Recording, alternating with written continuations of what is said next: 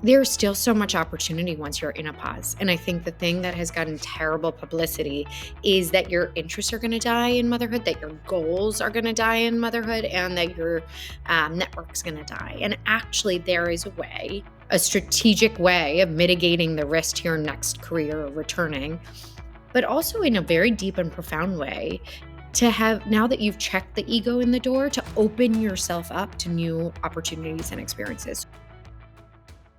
Hey everybody, I'm Lindsay Zarniak, and this is Things No One Tells You. This is a podcast about the behind the scenes moments that shape who we are, those things that also are really relatable and really connect us. So each week I'm going to talk with newsmakers, trailblazers in the worlds of sports, entertainment, all things, but also everyday folks, people who are talking about the real stuff that no one tends to share. Follow me at Lindsay Zarniak and be sure to subscribe, rate, and review Things No One Tells You wherever you like to listen. Hey guys, welcome to this episode of Things No One Tells You, or T-Naughty, as we love to call it. It's just so catchy. I was going to change, and if you're listening, I'll describe what I'm wearing because I decided not to change because I just was so comfortable. And I was like, you know what? Like you're getting real life Lindsay right now because this is me during a day of running back and forth, shuttle service, doing some work in between. And I'm wearing what has become my favorite sweatshirt. And it's super soft. It's just that classic Jersey gray. And it says, "Live from New York, it's Saturday night." And I bought this when I was with my husband shopping at the NBC store because I love SNL. I love what this represents. I love that moment on the show. But what I wanted to share with you, and the reason I did partially also keep this on, is because I am taking an improv class and I am really not very good at all, but I really like to challenge myself in ways that make no sense. And so I signed up for this class because I've always been just interested in acting. I enjoy doing it on the side, but truly my experience is capped with a little community theater, stuff like that, college plays, whatever. But anyway, so I enjoy that as an outlet of my creative whatever. But so I didn't really think through the fact that I was signing up for an improv class, which is definitely not a traditional acting class. And so, what's become really cool is I didn't know anyone in my class, but it's at 8:00 on Mondays. And I really love it because it is really scary and it's really hard. And what my teacher, Mike, always talks about is don't try to be funny. Don't try to go for the joke. It's really a practice in listening to whoever you're on stage with at the moment and being in the moment and finding the humor in just the improv of it all. So anyway, I say that because it's taught me a lot about just being humble, listening, trying to, do something that is really out of your comfort zone. But I love it. I mean, sometimes I leave and I'm like, I really was horrible and empathetic. And it just makes you want to get up and do it again for some reason. Anyway, I also really believe that it's important for everyone to have something that they like to try or do on the side. And I certainly believe that when there's something that you haven't done before, that just give it a go. And why not? So anyway, last night was our final class of the semester, and it was just a lot of fun. It was just random fun. I wish I could take you with me.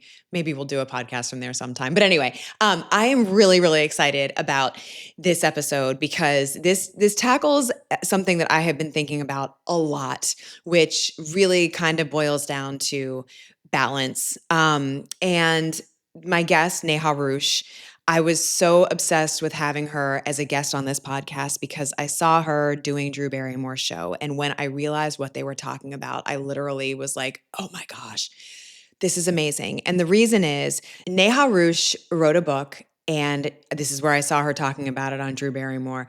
Her book is called The Power Pause, and it is all about the intentional act of putting a pin in your career to stay at home and be with your children, raise your children with the intention of then going back to work on the other side of that. And honestly, I'm sure there are other examples out there, but it was the first time that I had been watching something and I saw someone talking about and putting a name to what that time could be. So I've been thinking about this a lot because somewhere along the line, and my kids are 11 and 8, but someone said to me, and this was in the past 2 years, the thing no one tells you is that you really lose them at 12. And I just honestly, I'm not going to cry, but it makes my heart hurt so bad when I think about that moment, because in that moment when a friend, a colleague, I believe, said that to me, we were just talking about our kids. I was like, well, why the hell doesn't anyone say that then? Like, if that's actually reality, and I can tell you now because of where I am with my kids, kind of feels like it's becoming reality. Um, why don't people share that and talk about that? Because what I know is when you're in the thick of it and the grind of your kids being little and all the things that go along with that, and sure, there are amazing moments, but there are moments that make you for sure exhausted, that you sometimes you just feel like you're slogging. If I framed that time in a way of thinking like, okay, you've got this capped amount of time to really enjoy that, I think I would like look at the whole thing differently. My son is doing a basketball camp, but I have become the most embarrassing person at the drop off. So this is something that's really interesting to me, is the fact that really in the course of a year, now we're there. Like, I walk him into this basketball camp, and the first day I needed to obviously make sure that he was going in the right direction and had never been there before. And so I went, but he was literally like, "Mom, stop." And I mean, like, stop talking to him, like, stop looking at him. And I was like, oh my God, he's 11. He's 11 and he's still so sweet. But in this moment when other people are around, it just goes so fast. And I knew it, but now I'm like, oh my gosh, I really got to figure out how I'm sort of what I'm doing when I'm in these moments, and how I can like squeeze the most out of it, but respect his, individuality. So anyway, oh my goodness, it took me back to what has been on my mind. When someone said that to me about your kids really start to pull away at 12, they want to be more with their friends, and then it happens really fast. That it makes me think a lot about my own like desires and drive. And I had an interview with my grandma that I did for a podcast episode, my grandmother who passed last year. And I asked her what the secret was and what the one thing when she thinks back that she's grateful for. And without missing a beat, my grandma started crying and she said, "You've just got to make sure to keep your kids close." And like my kids had just run in the room, and I think she was saying that. But I was like, there is something so special about meeting your kids where they are and taking the time to be present. And I've talked about this before, but God knows how hard it is to be present when we have these phones and they have the options of screens and things like that. But it also, I've thought a lot about how I grew up, and my mom did not, she stayed at home for like 2 years. And she always says that it was because I guilted her into it, which I know is not true. But so in a way, my mom took a power pause from teaching to be with my brother and I, and then come back on the other side. And I know she went back to teaching. She eventually was in administration, but that wasn't celebrated. So I think what I love about what Neha has done and what she's brought to life with her platform, Mother Untitled, is really helped shine a spotlight on this can be a narrative that we are proactively and excitedly leaning into, if not for ourselves, for other women. That there is a way that you can actually use that not only to the benefit of your family, but that you can use that in a way that it is going to help you on the other side of it when you do decide, you know what, I want to go back and I want to do that thing. I want to explore whatever it is, XYZ. So I'm going to take a moment to share a little levity here, because for those of you that follow on social, you know that I like to do a joke of the day. And this one is in honor of kids that still wear footy pajamas. All right. What color socks do bears wear? They don't wear socks because they have bare feet. That's one of my all-time old favorites. But anyway, I'm just so excited to have you hear this conversation, because not only does Neha talk about her own experience in a really fast-paced career job and why she decided to take a power pause, but also she talks about the one thing that I have found so much anxiety with. Anyone out there who has transitioned jobs, decided to leave a job maybe with the hope of looking for something better that you wanted, or if you were let go, you were laid off, or whatever the reason, I think sometimes what I hear women talk about more and more, and men too, is that question when you're in a place and you're with people you don't know, maybe some that you do, and they're like, "Hey, so what are you doing now?" I know, I hate that, because now my life looks a lot different. I don't have a one line answer like, "Oh, I'm hosting Sports Center. Oh, I'm covering this. Oh, I'm doing that." I had found so much anxiety around like, "Oh, well, now I'm freelancing and I'm doing some of this work and some of this work." And it's like I'm telling myself to shut up because I just keep talking. That is such a hard thing, and it all boils down to self-worth. And if you've been someone who's been in a wild workforce and you're driven and you still like feel like you are so excited about the work that you want to do, it's a really hard thing when you make a transition. And I speak from that, to that from personal experience. It's like you at different times, different doors open, different doors close. And a lot of times you never know why those doors are closing. So when Neha wrote about and talked about, and what you're going to hear, specific language to use when you're in those situations, I was literally like, I cannot read and underline this fast enough because it just makes so much sense. And there are so many concrete, great examples, but also at the end of the day, it is like she has really touched on this huge connecting piece, which is everyone is really in this together and no one really cares, and just be confident and own you and do you. And I think at the end of the day, for me, a lot of that comes down to like this constant push and pull of really wanting to do the jobs that we're passionate about, but also really wanting to maximize the time that just keeps getting smaller and smaller as kids get older. Talking with Neha Ruch was such a treat. Again, like I said, she's the founder of Mother Untitled, the author of The Power Pause. We dive into the things no one tells you about taking a break from your career, how it's not a luxury, and it's definitely not the end. Neha shares how she used her pause to grow. That was something else that I thought was just really eye-opening and interesting. She talks about the surprising lessons she's learned about ambition and how to reframe motherhood as a space of self-discovery, not disappearance. Oh my God. And come here, when you leave your children alone, how much makeup do you have? Did you? Yes, but I'm coming right in. Anyway, I did not plan that. Um, I hope you love this. Let me know what you think.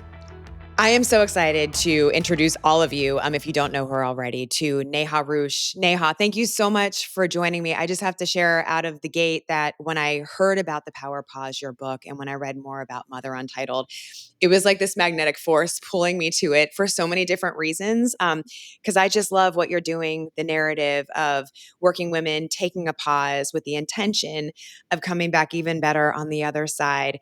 Welcome. And how are you? And let's just start with, where are you right now? Oh, well, thank you. You'll appreciate that I am at home. My two kids, our babysitter just arrived. Obviously, the kids are off of school because why not? And I'm coming off of the last few months where I had the privilege to get to see this book out into the world. And it's been a really interesting moment for me to figure out how to continue this work while making it sustainable because I still want more time with my kids. So, I mean, and that's really what the basis of this is founded on, right? Is, and I don't want to speak for you, but right, the power pause. How did this come to be? Where did this idea come for you? Yeah. So I started the work on this actually in 2017. I'd had my child in 2016, New Year's Day. And Oh. I know. And he was like, and he's so punctual. So it's very on brand for him. And I was rocking with him in the middle of the night thinking, yeah, I'm sleep deprived. Yes, there's milk everywhere, but I actually finally feel at peace. And I think Mm. there's something about that I'd been looking for a long time and hadn't found it in my career. And then I chose to initially downshift. So I went to part-time work and eventually would pause. But as soon as I did, I started hearing, are you giving up? Are you going to be bored all day? And did you waste that business school education? And I thought, well, where did this come from? Because A, it's making me feel bad. But B, I'm meeting all these incredible women who, similar to me, have clocked in a decade in their career, have really equitable relationships with their partners. Like they're not serving these guys cocktails at the end of the day. They are like considering freelance or consulting, or they're like tinkering with a new idea. None of it matches the tropes. And when I looked around, there was such great content around the traditional working parent, right? Like Mhm. the Lean In movement, the girl boss era. But it seemed to count anyone like myself who was just taking their foot off the gas for a moment to lean into motherhood. It seemed to count us out. So I started this as a Wow. small project, and it's obviously grown since. So what's funny is when you just said that, it actually gave me chills, and the reason is because when Lean In came out, I was all in on I was like I met Sheryl Sandberg at this on the sidelines of a Vikings game, and I remember being like, "Oh my god!" And I do believe in that moment it resonated so deeply with me. Like I was at ESPN. I had my daughter in 2016. I had my son in 2014. So we have that timing in common. But it was around that time that I was just like, "This is this is how it's going to be, and I'm going to take them on the road, and I've got to figure this out and that." And I was very much in a highly, and still it's a highly competitive field that I'm in. But when I was at ESPN, it was like I remember being like, I'm just going to take 8 weeks of maternity leave with my first child. I'm like, I don't need more. I don't need more. And I hadn't had a child yet. Mm, And I just remember being like, I was so terrified of losing my spot. Not that I felt like it was going to happen maliciously or anything, but I just was the narrative was you just got to be there, and you know how many people are behind you. So it was fascinating to me once I had my son, and I was like, oh my god. So when you're describing the rocking and the being in that moment and being surprised and just feeling all the feels of like what motherhood brings, and I know that's a different circumstance for everyone, mhm. um that really it like speaks to me because I feel like for me what I've learned is that motherhood has shed a light on for me what is satisfying in the work that I do and what is worth it. Anyway, so the career that you were in before you paused, can you describe what that was like Yeah. for our listeners? I loved my career and it didn't disappear. And I think that I'm only recently realizing, I graduated college when social media was so nascent. Like Twitter wasn't there yet, right? And Yeah. so I got so much of life is luck. And I got, they were like, you're 22. You should probably do this social media research to figure out what people think of, T-Mobile or Chili's. I was in advertising. Hmm. And it ended up being the foundation for me to climb the ranks very quickly because no one else was paying attention to social media. And ironically, my first roles were focused on millennial women and mothers, right? Marketing to them, understanding them through the lens of using social media to listen. That was my whole thing. And Wow. obviously, I could have never considered how that would eventually lead here. But I ended up, really getting to a place where I was senior in agency land and the politics had outpaced my maturity. Like I was too young to participate in those. So I was feeling like the ick factor from politics. I loved what I did. So I actually went to business school. I got into Stanford and I went to business school because I wanted a train stop to surround myself with smart people and figure Hmm. out what came next. And I got what on paper was my dream job. I was like, oh, I'll just go to this like tech company and run brand marketing there. It was marketed towards millennial women. It was a company called Zola. So if you got married in the like 2013, 2014 era, that was like your registry. And on paper, it all made sense, but there was still this feeling of I was like trying to contort myself to fit in the spaces, right? And like prove my value. And so, I think I really loved what I did. And then but I found that sense of belonging and not having to try so hard. And ironically, I think I looked at Bodhi and thought maybe this is the train stop that I was looking for in business school, to surround myself with a different set of people and figure out what came next. So I don't think I stepped into that time with him ever believing like that this was a career ender. So that was sort of the mismatch between my experience with him and what I was hearing. Wow. And so then what? Mm.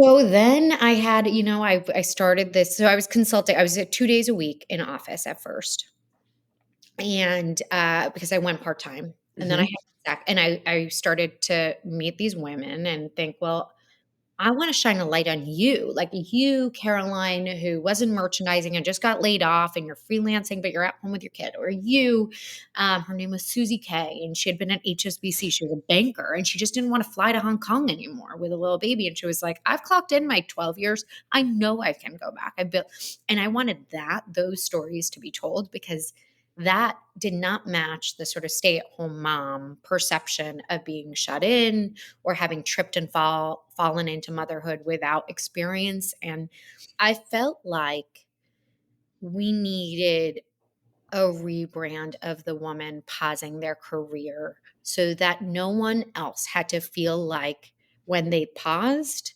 they were suddenly this apron clad caricature. Because the women I was meeting, It's life. I love it. It's Coconut. Your dog's name is Coconut. Oh, Coconut. I love it. I love this. Yes. What She's kind of my dog? favorite child. She's the only one who behaves in our house, but, like, this is literally the first time she's barked ever. What kind is she? She's a mini Bernedoodle. Mm, She's delicious. She, like, really matches our family because she's, like, brown with, like, black hair. It's I cute. love it. I love it. We have a an Irish doodle, and I can't get enough of him. He gives the best hugs, I know, like, she's, like, right? genuinely my, like, parents keep being like, "She's the only one who greets us with so much joy." She's like grandchild. Like Like, things no one tells you about your there's pets. no moods, there's no, she's just there. So I really wanted to profile a bunch of women who upended the tropes about stay-at-home motherhood and show that actually there was no such thing as the black and white idea of stay-at-home and working, and so many of us were existing in between. So I started it as a very small blog and a newsletter, and I sent it to 400 of my contacts, And who were had. you highlighting people in the newsletter? Is that how it began? Correct. And I had a free Squarespace blog, right? Like 3 posts a week. And that was my goal. That was it. I was going to profile my own experience, sort of overthinking this, because the reality is I did eventually fully pause. And I had my second child, and it was this constant having to work through what it felt like to have to walk into rooms where people would say, "What do you do?" Oh, And yeah.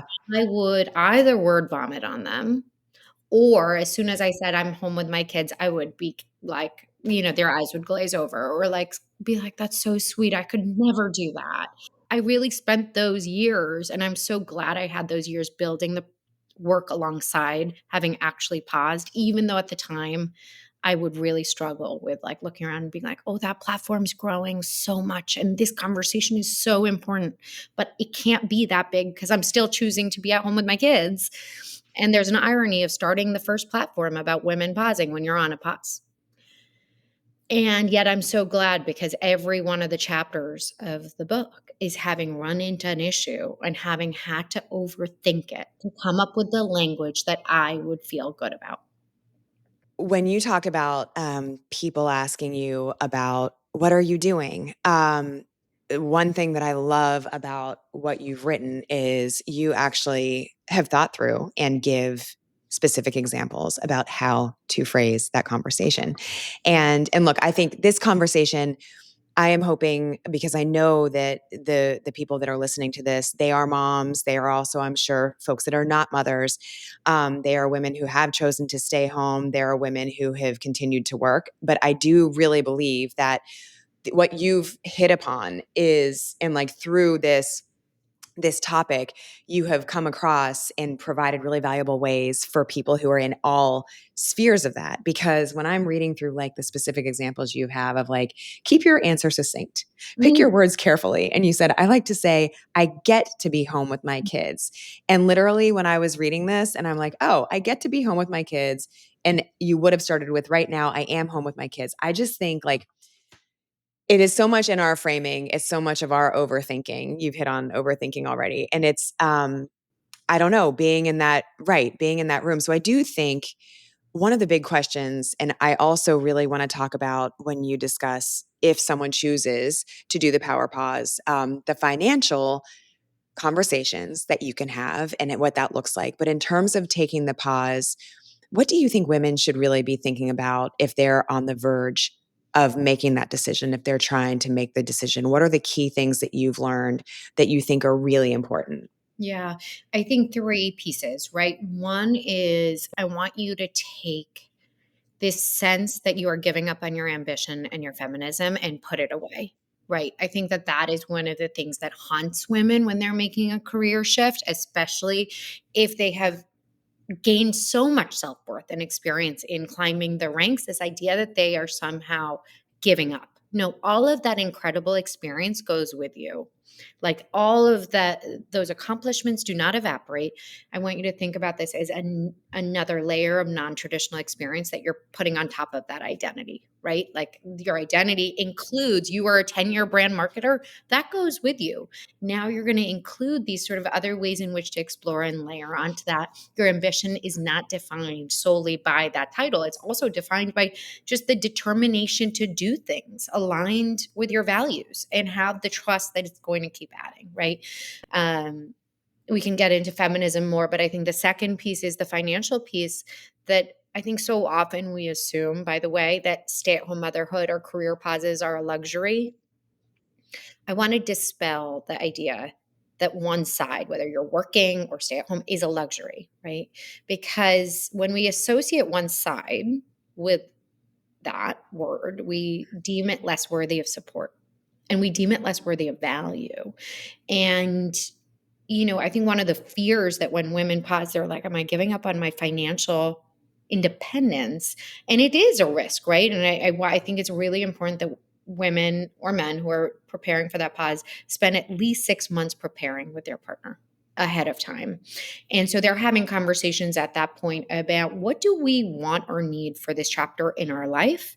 And it's at that juncture as you're thinking about household income out, the values of your home and budgeting for that, and you're trying to figure out the math, that you also decide that if someone is pausing or shifting to provide care work in the home, the partner working out of the home is dependent on that partner too, right? It's at that moment you decide we are an interdependent household.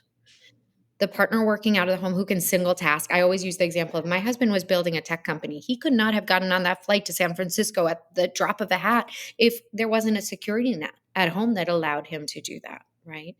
But I think having that conversation to establish that mutual respect for contribution and interdependence is so key, because without that, you're entering into a risky, vulnerable situation. And we can certainly, and of course, I talk about it in the book, all the different pieces of that. And then the last part, which I failed at, but I highly encourage other people to not fail at, resigning, resigning gracefully, right? It's not to say that I Oh, had like a tantrum.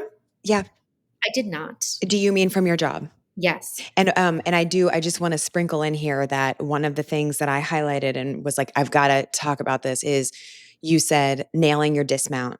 You called it Mhm. nailing, right? Like how to nail your dismount. That's what you're talking about, right? The leaving of the thing. Yes. Explain.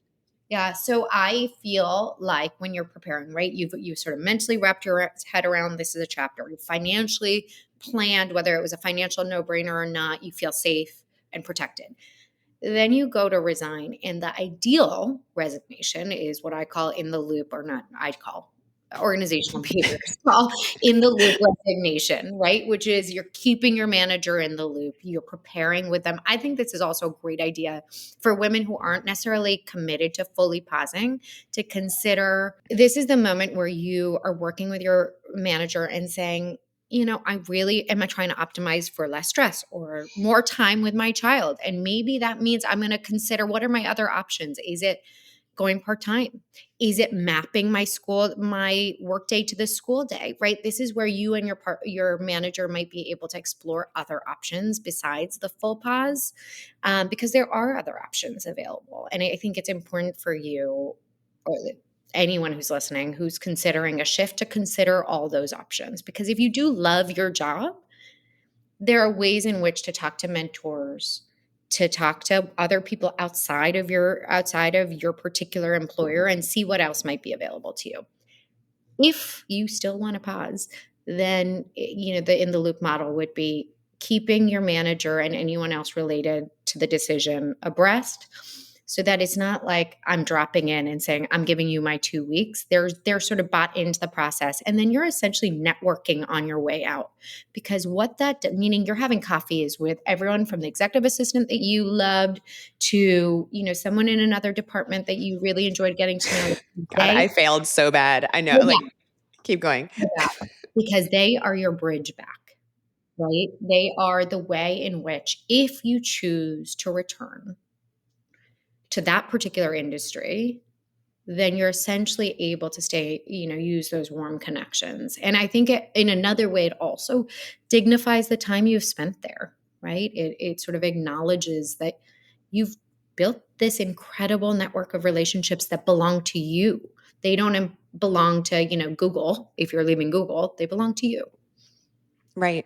And there are no one else's. It's just, yeah, that just really hit home because I was like, I did not land my dismount. And um, I don't know. I just think there are so many, there's such a perception because no one really talks about this or has ventured into this space that you're either working or you're not, and you're dedicated or you're not. And I do think one question, I had a friend, Alexis, who knows I'm talking to you, and she was saying, I do think that it depends what the industry is, because she said she has seen examples of women who leave to take the pause and then come back, and they can come back, but they're in a lesser role. Mm, And it might be industry to industry. I don't know. But I think that's really valuable advice that you just shared about exit meetings or just relationship growing meetings before you're doing the thing. Yeah. What do you think about that in terms of industry? Do you think that there are ways to sort of combat that? yes. I think it is. I think she is 100% right. It is industry specific. And I think knowing your industry and the nuances of your industry are important, right? Like we um, have Chanu Richardson in the book as an example. She was a lawyer. Her Mhm. recommendation is keep your bar up. Like, it does not matter. Keep your bar up to preserve optionality, right? Yeah. Um, and then there's, I would say finance. Someone from finance might say, try to get a 2-day a week, try and negotiate the 2-day a week work week before you fully exit, right? And or stay, because that is an option, right? Like, there was a woman I met in Dallas at HSBC, and the way she got that 2-day a week work week was she called a friend who had a friend at JP Morgan who had negotiated a 2-day work week, and she took that template and she put it in front of her manager. And so, it's not to say don't absolutely not, like, you should never pause in finance. It's to say that there are certain industries that are more impacted than others. What's interesting is I always thought medicine was historically very challenging, like physicians. I was down in Charlottesville, Virginia, and there was a woman who worked at the hospital down in Richmond, and she said at the beginning of the year, they will ask you, what percent effort do you want to be operating at? Now, that's a terrible phrasing, but she said, I want to be at 50% effort. Like, that's how it's called, like, T. Um, and so I think knowing the nuances of your industry is really important. I think historically, industries that allow for freelance and consultative work and part-time work, whether that be marketing or operations, project management, creative industries, I think those are interestingly much easier because, and this is the other part of it in response to your friend Alexis, a lot of it relies on, well, how can you stay strategically connected just enough to build your portfolio of work while Mhm. you pause, such that you, when you're returning, you're actually very clearly, you very clearly have ways in which you've stayed relevant and connected to the industry.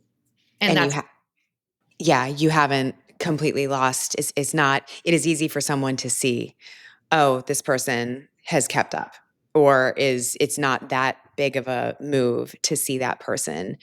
It's funny too, because I think probably part of just leaning into this is leaving your ego at the door a little bit. And what I mean by that, in my own experience, when I think back, sometimes people can't help themselves in the words that they use, and it's traditional, and you just have to not let it get, not let it bother you. Because I do remember times where, like, maybe my shift was being changed, and it was like, well, we thought that you were having kids and you wouldn't want to travel back and forth, all this. And it didn't matter that they didn't realize that, like, the part that I love the most is like being on the ground and the interactions and traveling. But it's sort of like, sometimes people are not going to just say things in the kindest or most above board way. And that can really get to you. Like, I remember that being like, what?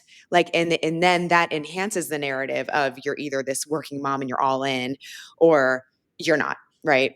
Mhm. And I think, like, so this makes me think about that too a lot. But I love the example of thinking about, if you're on the verge of that, a 2-day work week, or that example you just gave of staying in the loop. I think that's great. And I also love the part in your book talking about, for during a pause, the mom connections, Mhm. and just about the importance of that. What did you learn when you really went there and really started looking at just the relationships and what that means?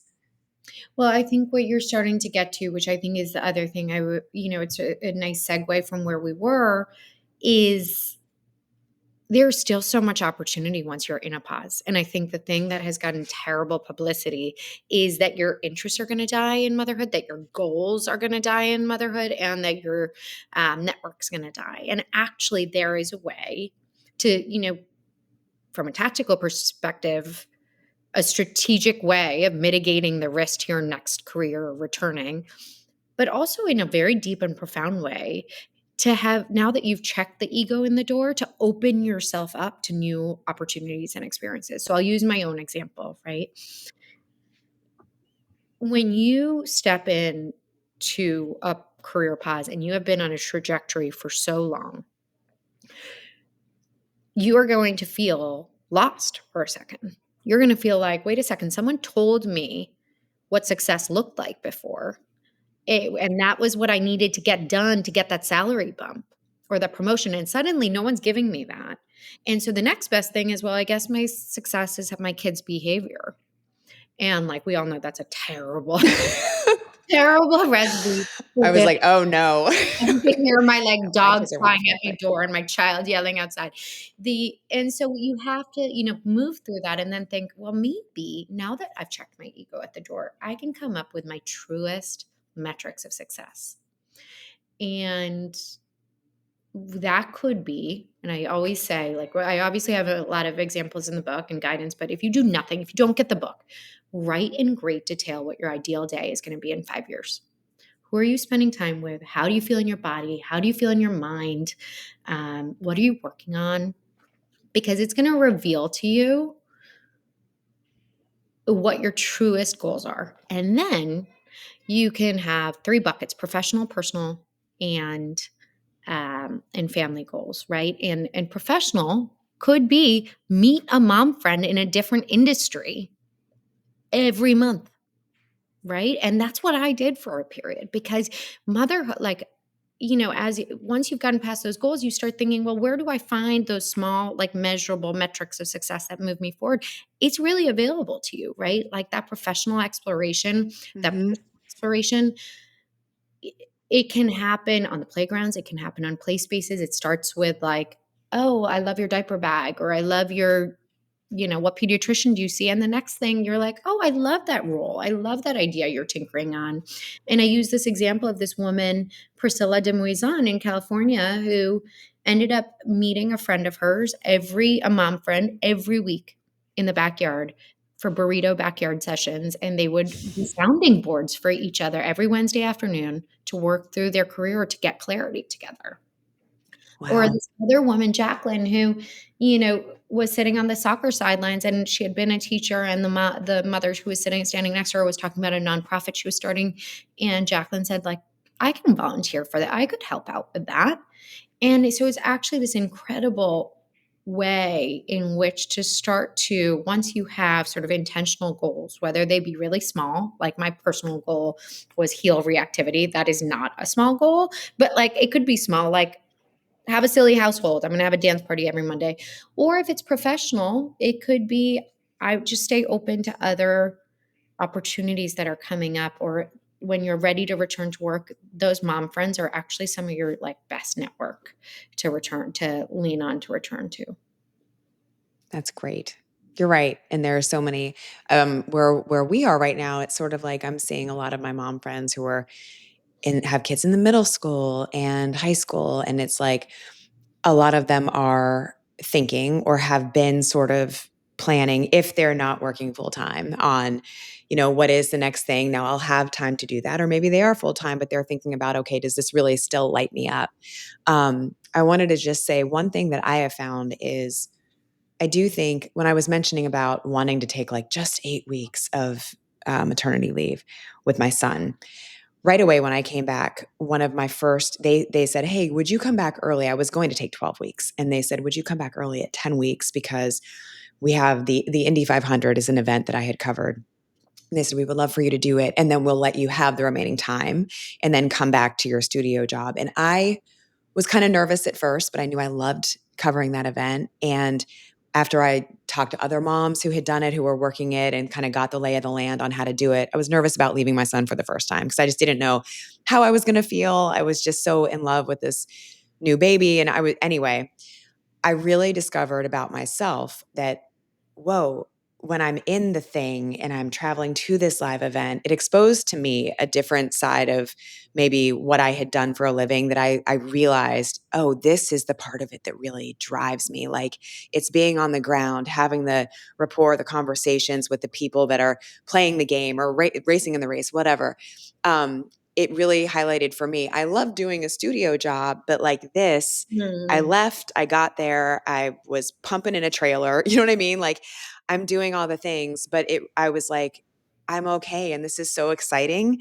And so in my experience, I try to listen to that a lot. Like what is, and I find that if I'm on the road for a sporting event, sometimes it's really hard to leave. Like when I'm going out the door, I'm like, oh, and sometimes it'll hit harder than others.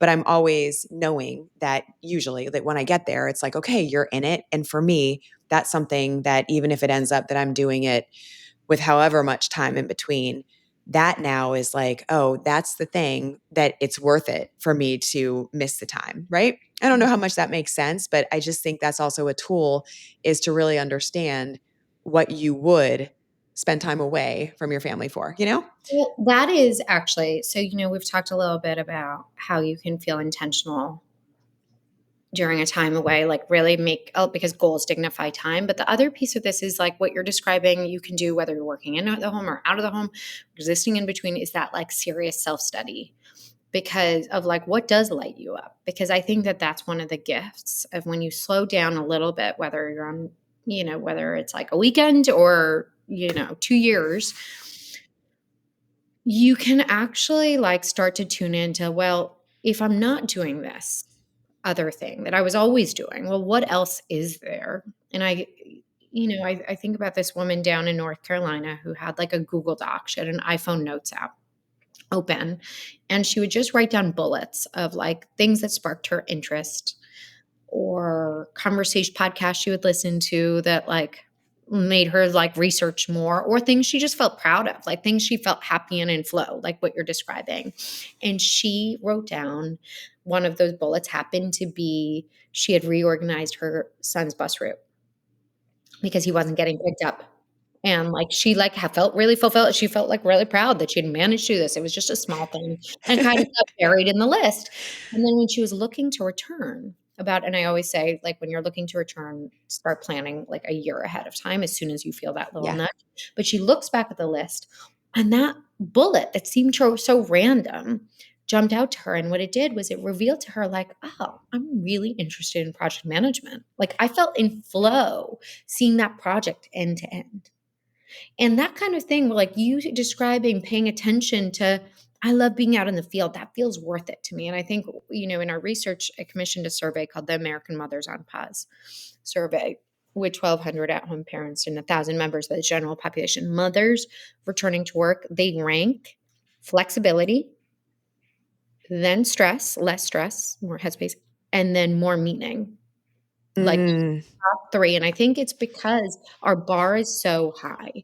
So I think if we have this ability during this time to really not only move ourselves forward in sort of those deep goals that we maybe had, like, put on the shelf and, like, those small ways that we hadn't grown for a long time, but then also meet women we may have never gotten a chance to meet with, and then explore in small ways things that light us up so that when and if we're returning in a way that feels really meaningful.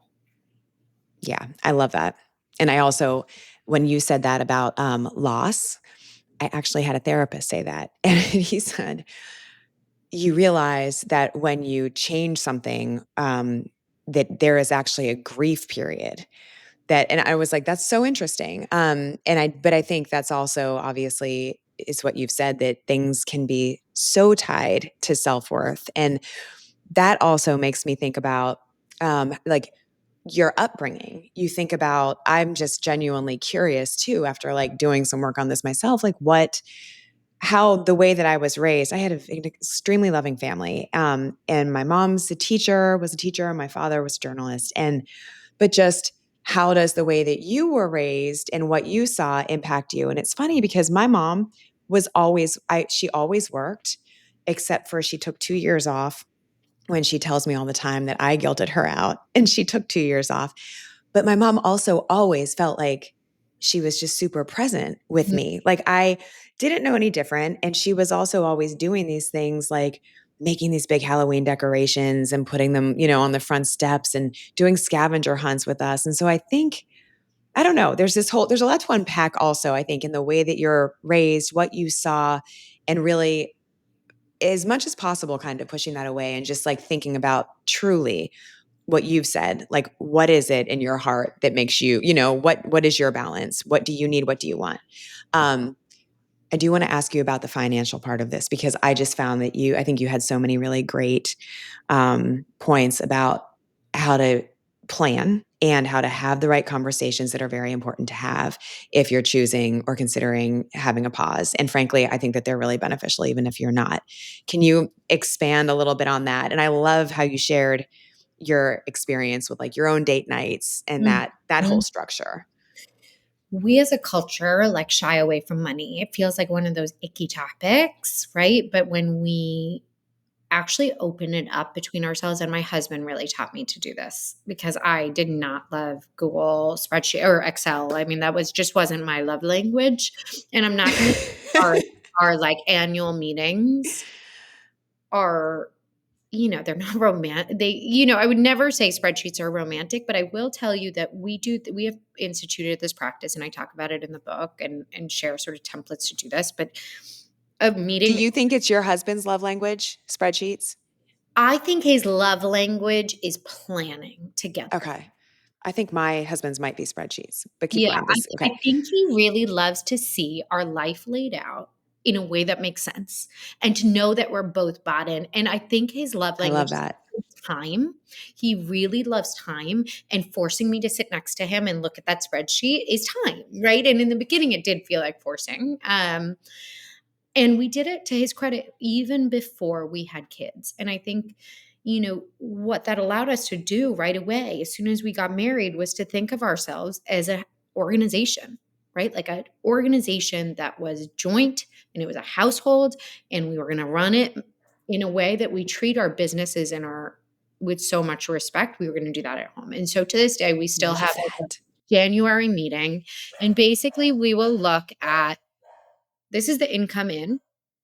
And then these are sort of the budget categories that we have spent against in the year past. Where do we want to dial up? Can we dial down? And it's a way in which to talk about your values, really, right? So I'll use the example of last year. We might say community is really important to us, and cultivating that and investing in that. So we're going to invest in two big like parties, like a summer party and a Friendsgiving. And that takes money, right? Like that money has to come from somewhere. So we're going to dial down on travel. Like that's where we're going to take it from, right? So you can see that's like a somewhat frivolous example, but it is a way in which we're moving things around against our values. And so when you're talking about it in the context of budgeting for a one partner to be at home or in a downshifted career, you're doing something similar where you're saying, where's the money going to come from? And you're doing it together because it's an investment in the whole household, right? And the other partner is going to, it goes in with the mindset of the other partner is dependent on that other partner, right? You're going in with that. So the money isn't going to come from like your pool over here. And now you're going to be cutting your own hair in the corner, right? Like that isn't going to happen. What's going to happen is we use the example of there's a woman or a family who moved from the Bay Area to Virginia Beach, right? Because they realized it was worth it to them and it was going to take a big lifestyle change. Like the cost of living in the Bay was obviously very different than Virginia. For another couple in Denver, it was just moving money off of travel and dining out, right? So you're moving things together to allot for it. You're saying, let's come back every year and reevaluate how this is going. If the change feels particularly uncomfortable, maybe you're taking it in 3-month increments. If, by the way, you say like there's actually not consensus. And so maybe we're going to revisit this and keep revisiting it until there is consensus, or maybe we find other ways to have time with the kids or optimize for less stress in the home. And I do recommend if one partner has to pause or needs to pause because of a family relocation or special need, or because they just want to, putting into place a postnuptial agreement is so helpful. I think we dignify the work we do with other organizations with contracts all the time. It is a contract to help you feel safe and secure so you can really focus on what this chapter is all about. So what is that? Is it an actual contract? A postnup, yes. Yeah.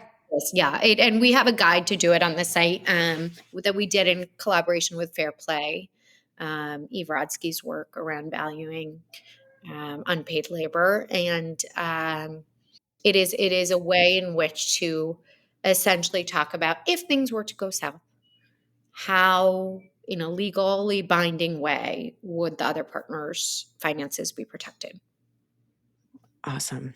Wow. And Okay. I know that people feel a lot of stigma around that. That is, Mhm. so there are other alternatives, but it is a really important way in which to get ahead of some of those plans. I love that. How do you kick off the meetings? Well, we try and make it fun, and I've actually trained Yeah. a number of financial planners, so we actually make it like a date day. So we'll like set aside it like has space on our calendar, and we'll like do something fun. We'll do that, and then we'll do something fun, right? Like we'll go to a special restaurant. Other people talk. Ashley Feinstein, who's a great financial coach, talks about just having a money party. Like the kids go to bed, it's on the calendar. You're going to put fun music on, maybe get takeout. Like it's going to feel a little bit special. Someone has done the homework beforehand to like spread it all out. And that's Yeah. in my situation is my husband, where you can use a third party financial planner Yeah. to basically show what the spending was the year prior and sort of create the calculations on where the money's moving around. I think that's such good advice. All right, I want to get to a couple questions that people have sent in because I know that time is very important. So Kelly asked, "What if after you take your pause, the workforce is so changed that your place is no longer there? Like your Mhm. role, your job, what you did was no longer there." Yeah, that's a big one right now with AI. And Oh yeah, so it's particularly relevant. I think a couple of things. One, as much as you're able to stay connected to your network and industry in low touch ways, the better, right? So that might be going on LinkedIn once a week, and this might be your professional goal, and just literally scrolling the feed and liking and engaging with your industry's content. So you're showing that level of engagement. Oftentimes we underplay the ways in which we're still actually growing and learning while on a pause, right? Like you might be listening to a podcast on the way to pick up and like learning about developments. I actually learned more about marketing when I was outside of Mm. course, because I was actually keeping a pulse. Online certifications are great, whether that be masterclass or industry specific. Um, I do think, though, beyond the ways of staying lightly connected, there's, when we talk about ways in which to start to build back your portfolio of work to transition back to the workforce, one great stepping stone that I'm personally really excited about is this idea of other women's businesses, like female owned businesses, are more likely to hire fractional talent who have taken career breaks, right? So that's a great way in which, taking a freelance role or a part time role at something that might be not quite as like large and corporate as your previous role, but offers you a way in which to start to see what the work cadence feels like in your home, but also start to flex those muscles and have a place to learn. Okay. Also, someone said, when is it too late to come back? I'm 49. My industry is young, media ad sales, which is similar, but that's also, more of an age thing at that Mm, point. mm.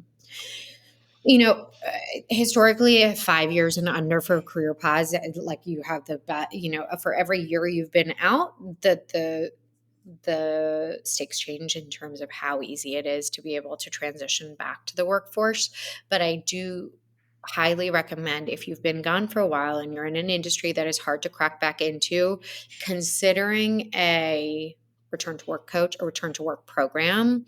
Like those are incredible ways in which to transition to find corporations that are willing or have existing programs to help you return. So I suggest Reboot Excel. It was actually founded by a woman, Diane, who took 15 years off. She'd been Wow. at McKinsey previously.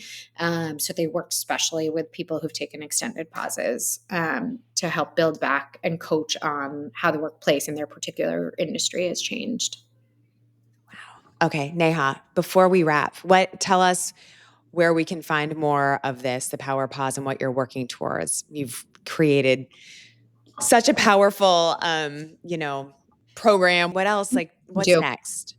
And I shouldn't say what's next because I obviously know everyone loves asking what's next. I I know. want you to get to do the same exact thing, but in different ways, right? I won't be done until this movement is sort of like there's no side eye, like there's no questions left. Everyone is on board with the reality that men or women who take career breaks are still growing, they're still contributing, and that they should be respected on the other side. So I will continue to do a lot of that. You will see a lot of that mindset shifting, narrative shifting on our Instagram and socials. You can follow me on Neha Ruch on Instagram, or you can come get a load of free resources, which we're constantly building, whether that be a library, whether that be mother classes for women to stay engaged with new ways to learn, our Flex Jobs board, so that women have access to those opportunities to continue to participate in the workforce on some level. You can find that all at thepowerpause.com.